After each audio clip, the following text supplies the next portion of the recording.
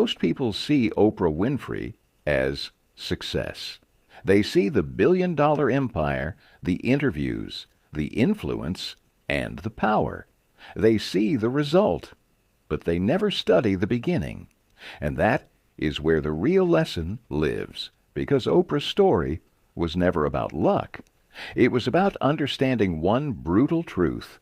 Your life does not change when your income changes.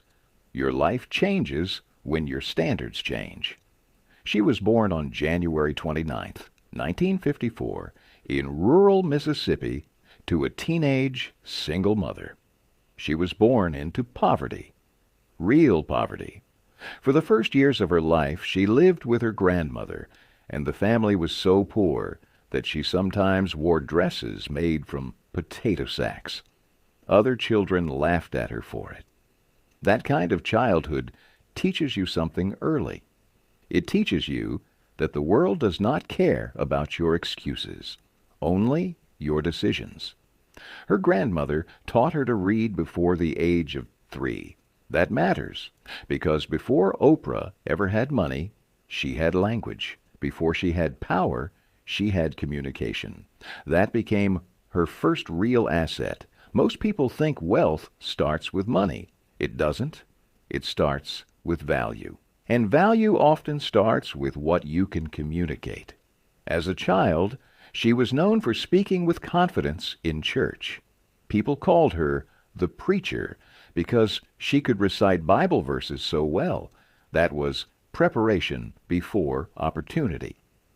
Later, she moved to Milwaukee to live with her mother. Life became harder. Less stability, more chaos, more struggle. This is where many people break. Because environment shapes identity. If you stay too long in survival mode, survival starts to feel normal. That is one of the biggest wealth traps. People get so used to surviving that they stop believing in building. Then came the turning point. She moved to Nashville to live with Vernon Winfrey. He brought structure, discipline, and standards. He made education non-negotiable. That changed everything. She became an honors student. She joined the speech team.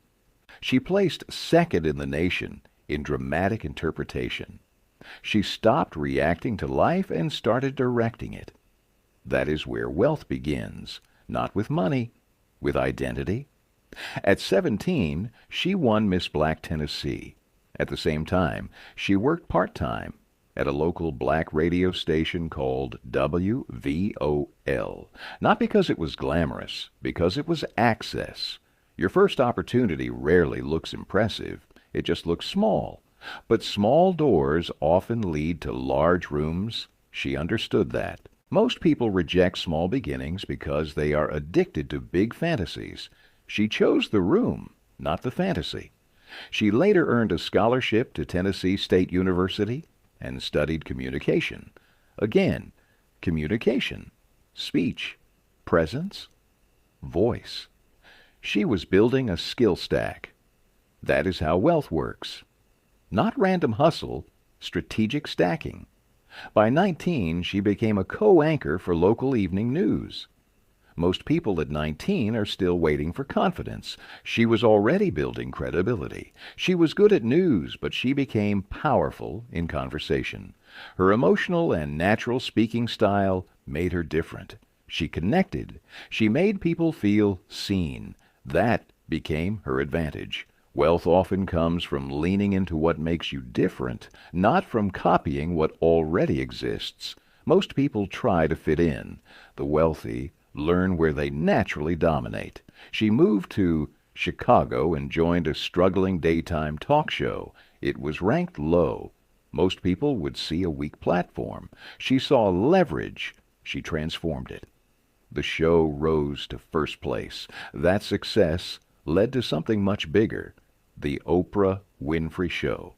It launched in 1986 and ran nationally for 25 years. This is where she became rich, not because she was famous, because she understood ownership. She negotiated ownership rights. She launched Harpo Productions. That changed everything. This is the lesson most people never learn. Income makes life easier. Ownership changes life permanently. Salary pays bills. Ownership builds empires. She became a millionaire at 32 when her show went national. But becoming a millionaire was not the real victory. Ownership was, because money from labor stops when labor stops. Money from systems keeps moving.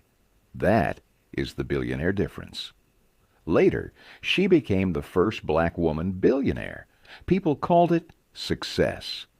But the real success happened years earlier when she chose standards over excuses, discipline over chaos, ownership over applause. That was the real moment. Not Forbes, not television, not fame. People love the final chapter. But wealth is built in the invisible chapters.